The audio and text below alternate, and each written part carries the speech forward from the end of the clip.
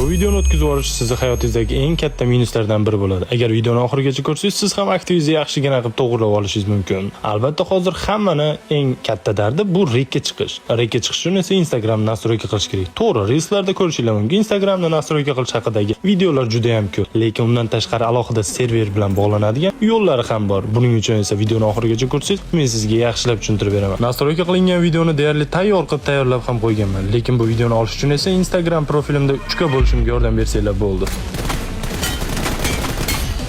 Siz 3 ga bo'lgunizcha oylar o'tib ketsa degandan ko'ra shunchaki bir dona followni bosib turib do'stlaringizni ham taklif qilib qo'ysanglar bo'ldi. Men tezroq 3 ga bo'lsam, men sizlar uchun harakatdan to'xtamayman. Men sizlardan yo bir so'm pul talab qilmayman.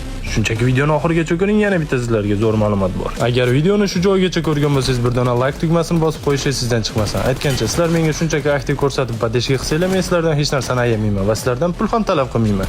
Shunchaki sizlardan aktiv, men esa sizlar uchun doim harakatdaman. Va yana bitta gap, zalyutingizni to'g'irlamoqchi bo'lsangiz, Telegram kanalga o'tib qo'ysangiz, kerakli chuslar va 416 uchun alohida chuslar ham tashab qo'yilgan. Qanday go bo'lmasa?